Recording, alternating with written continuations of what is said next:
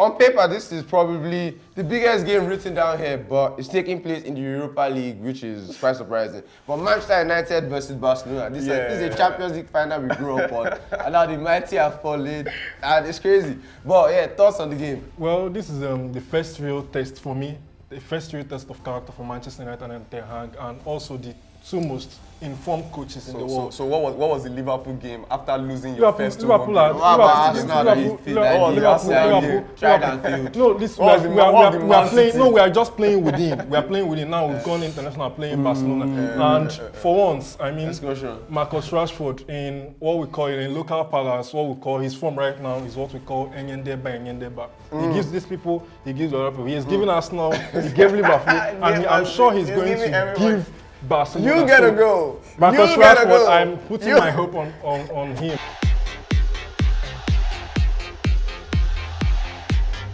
So although all we speak about here is football, for the most part. For the most part, it's not nothing. But this is still a sports show primarily. And yesterday was a big day in the world of sports. It was the Super Bowl, and the Super Bowl delivered on all fronts. From the sports to the halftime show. The halftime show, bro. Like, I mean, Rihanna, GOAT, of course. Yeah, Rihanna, and played all the old stuff. She didn't come and singing all of that, Black Panther song. Good movie, but that song was not what we wanted. So yeah, the Super Bowl, the action on the field was incredible. And I'm going to break this down to our Sangalooo fans at home, which we know are predominantly football fans. Yep. So say we've got the Champions League final, and the two best teams in the world are Manchester City and PSG, with the two best players in the world, Kylian Mbappe and Erling Haaland. They get to the Champions League final, and as the game starts off and City are dominating the game, Haaland is up, he scored 2 goals because the quarterback for Philadelphia was going crazy. His first quarterback, 23-year-old. And by the way, this was the first Super Bowl that had 2 black quarterbacks, so it was historic for that. Yeah, first Super Bowl final. Exactly. So Haaland is up 3-1. It looks like he's going to. Looks like the job is done, and just like the World Cup final, Mbappe goes crazy again and just turns the game on his head with in the last half of the game.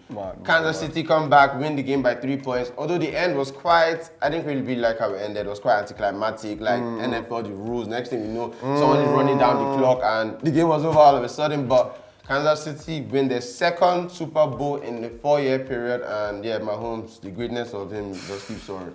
Massive stuff. One for the history books. One for the history books for sure. But now let's get back to the thick of things and what's really going on in the world of football. And this is a very, very big week. This is a week that could potentially determine the title. Of course. I mean, the title race, we thought it was done and dusted a couple weeks ago, but we're back from where we started. Don't play, bro. So in the last 2 weeks, we've seen Arsenal drop 5 points and City drop some points as well, but now they're looking like City again, and they went crazy over the weekend. Yeah, definitely. And I mean, against an Aston Villa side that, to be very honest with you, I sort of thought Aston Villa were going to come into that game and, do something. But Manchester City came and just blew them away. Like, bro, Man City is at that point now. You remember that tweet that somebody said, when will Manchester City go on that their 15-match run where, they're just untouchable? We know it's coming. Yeah. Because we know it's coming. And I think we're right in the peak of that period now. Over the past couple of games, they've been crazy.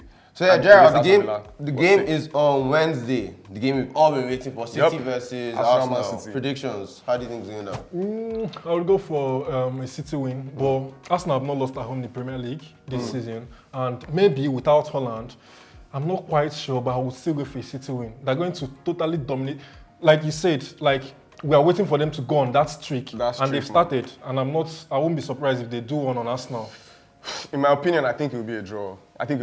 Arsenal. You're speaking as a United fan. No, not as a United fan. As a fan that understands that Arsenal will definitely come up in that game. Their fans will come through for them. The players will come through. They will rise up to the occasion. So, irrespective of what we've been seeing, Arsenal do over the past couple of games, where they sort of slacked off or like somebody said, bucked under pressure. I think against Manchester City at Emirates, they'll come up. So those are your predictions. But no, if Arsenal lose this match, is this damning? Is the title over tomorrow on Wednesday? If Arsenal do end up losing, I think that's it for them, because this is basically the biggest game of their season so far. And it's just that kind of game that when you lose it, how do you come back from that mentally, psychologically? How do you come back from that? How do the fans come back and back the team? How do the players come back, from such a result? So I feel like they had to leave it all on the line at the end of the day. Yeah, I mean, if Arsenal ends up losing, it's going to be like thoroughly a 3-man horse race. Because United in the thick of it, Arsenal and now City. So it's going to be wide open if Arsenal should lose against City. Sounds like music to my ears, bro. Sure, bro. If Arsenal lose, I think psychologically they're going to be broken. And Right. Because if they lose, they will be level on points with City. Although they have the game in hand, it just looks scary. City are level on points. And then you know that you're going to play them again. So it's still coming back. And it's interesting that now that the gap has closed, we can really see how many games there are left to play. There are like 17 games left to play. This is far from over. Arsenal might not even come second. We don't even know yet. No, let's not go there yet. Yeah, it's going to be exciting. But that's not the only league where things are really popping up in. So in Serie A, as we know, Napoli are probably runaway leaders, but there's a lot going on under them. It's crazy. Napoli are running away with it. They're like, this is 9 plus 7 points. That's 16 points. 16 points, bro. Osimhen, Osimhen is just doing a madness there. But where it is really interesting is from second position to sixth position, right? There's just 3 points or 4. Yeah, 4 points separating second and sixth. Inter Milan on second, Atalanta third, Roma fourth, AC Milan fifth, and Lazio sixth. So that's a very, very tough one. Champions League places are up for grabs. Europa League places are up for grabs. Europa Conference League places are up for grabs as well. Yeah. So it's definitely a battle there, but and that's what's keeping it interesting. Top 4 now. Who you call? Top 4, I would say Napoli, Atalanta, Roma. Those are the only ones that I can guarantee will finish into, because I think Mourinho will just squeeze his head into it. He will squeeze his head into it. That'll be a bigger copy for Mourinho. But yeah, keep an eye on Serie A. Our Nigerian boys are leading the way on the goal front there. Serie A is back. Serie A is big, man. Osimhen doing good. Inter and AC Milan and Juve, but Serie A is back. Lookman doing amazing. I mean, massive props to both of them. So we're going to take it away from league football now, and like we were saying, it's a very big week, and the Champions League is back. European football is back this week, and we've got a very, very, very big game. PSG versus Bayern Munich. What do you guys think is going to happen? I feel like for most other people, I mean, February 14th, it's like, it's like Valentine's, da-da-da-da-da-da-da-da. But for me, it's the return of Champions League football, bro. Absolutely. All right? Absolutely. Tomorrow, a very big one. PSG and Bayern. Oh boy. Massive. Gerald, thoughts on the game? Yeah, injury dilemma for PSG. Without Mbappe and Messi, maybe. I think Bayern, they're going to win outrightly. They're going to win PSG. Yeah, I mean, Bayern does seem like that side that, like, constantly, they're just deep constantly, and if you're not bringing everything, you should probably lose.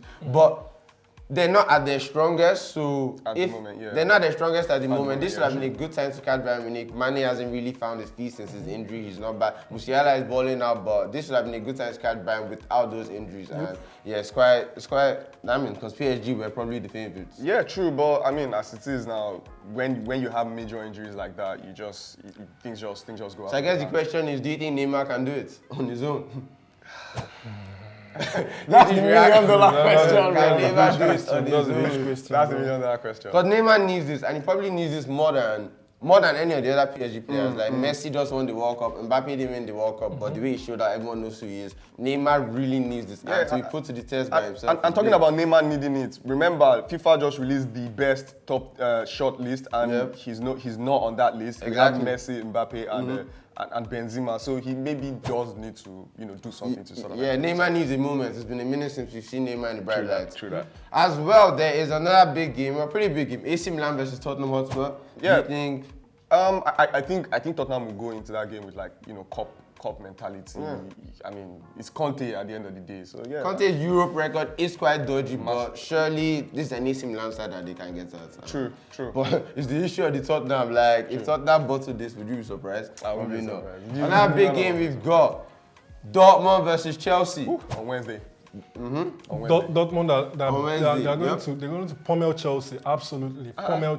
To be very honest, I've not been impressed with Mr. D, Dio, come on, Dortmund are going to pummel is the word. They're going to pummel Chelsea. Chelsea, they've not been impressive. Look at the game against West Ham. Like, upon all the signings and everything, I'm not wishing them to lose, but come on, Chelsea have not been. And again, Dortmund, they're home against a very poor side. Yellow wall is very intimidating. Yeah, it's a very difficult place to go. And yeah, Chelsea hasn't really clicked that well, but I feel like we expected this. No one expected Chelsea to hit the ground running when you've added 100 new players. Like, they don't even know each other. They probably not even sure what language each other speak at this point. Like, so I'm not really expecting much from Chelsea there. Another big game.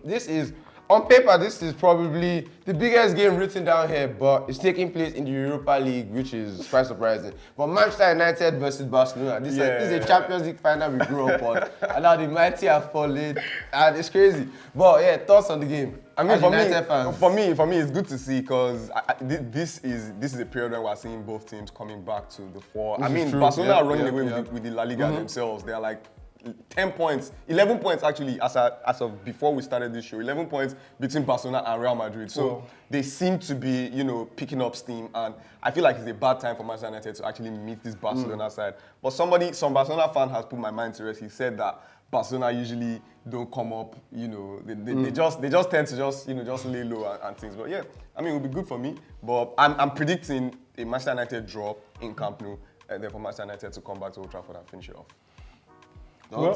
Well, this is the first real test for me, the first real test of character for Manchester United and Ten Hag, and also the two most informed coaches in the world. So what was the Liverpool game after losing your first two Liverpool, games? We are just playing within. We are playing within now. We've gone international playing Barcelona, and for once, I mean, Marcus Rashford in what we call in local parlance, what we call his form right now is what we call Enyendeba. He gives these people, he gives the other people. He has given Arsenal, he gave Liverpool, and I'm sure he's going to give Barcelona. You gotta go. Marcus Rashford, I'm putting my hope on him, but he's in his Oprah bag. It's Camp Nou. It's Camp Nou. Let's not get excited. Camp Nou is a very big place, but United, they've played there, I think, on a couple of occasions, and it's what they are used to. And I think if they could get a draw in Camp Nou, it's going to be a very good result. A very good result then coming into, because we're missing some key players. Eriksen. We're missing Sabitzer. And we're missing will not play actually because of he has a suspension to serve, having gotten like a yellow card at RB Leipzig. So also no Martinez. Bro, those are big misses, and like you said, although it's a Europa game, this could be the best game here in terms of quality and just the story. Considering both sides are playing very good football. Like you said, even though you've been tested, this seems like a different type of test. It's on a different stage. Like, we're actually just going away under the Champions League floodlights. Rashford, let's really see, are you a local champion? Like, you calling local praise? Is he a local champion? Let's see that. We'll see on Thursday night. So yeah, let us know your predictions in the comment section for all the games we just listed down. We want to hear your predictions. Maybe we'll give away a prize. Maybe, who knows? No, Shopsy. I said Shopsy. Yeah, Jerry's going to give away a prize. Jerry has a prize for you guys. Right. So yeah, hit him up. We'll put his ads in the corner down there. So yeah, that's an episode. Thanks for rocking with us once again. We'll see you when we have all the information from these games. Yeah, and welcome back. Liverpool-Everton tonight. Predictions. It's interesting. I wanted to escape. No, you can't escape that. You can't escape that. Liverpool, Everton predictions. You know how it goes now. New manager bounced on Daesh, like. But this is a Merseyside derby. Yes, I think there'll be goals. I'm gonna predict 2-2. I think Liverpool haven't really scored in recent games. I think they're gonna break that duck. Van Dijk is back in the side. Jota could feature, so that could be good. I feel like Everton, with that new manager bounce, like they're gonna come out to fight. It's a Merseyside derby. They're not gonna roll over as easily as they tend to do. So yeah, I think it'll be a draw. What do you guys think? A draw. I think it will be a draw too, but I believe it to be a boring game because Sean Dyche is playing that relegation survival type football. That's what he did against Arsenal. He was just loading the ball. In Nigerian parlance, we call it police football. Just loading the ball. They scored through a corner kick. Those kinds of things. That's what you probably see from Everton in that game. And for Liverpool, their midfield is still not settled out. The forwards are not really getting things right. The defense is also not really. They laid low against Wolves in a very embarrassing fashion. So I'm not expecting to see a very interesting. I'm not expecting to see an interesting game from both sides. So yeah, maybe a draw, but an uninteresting draw in my opinion. Well, I feel we're going to see a similar game to Leeds versus United. It's going to be a very fierce. It's a derby. Yeah, the rivalry. It's a derby. So I'm going to suggest maybe Liverpool. They rarely lose at home. Maybe draw. And rarely lose to Everton as well. Yeah, so I could see maybe Liverpool win or draw. Fair enough. Let us know your thoughts in the comment section on that game. And as I said, all the Champions League games, the Europa games, you know, the small boys are playing Europa. Let us know your thoughts on that. We respect every league. Thanks once again, and we'll catch you on Friday. Right? Peace.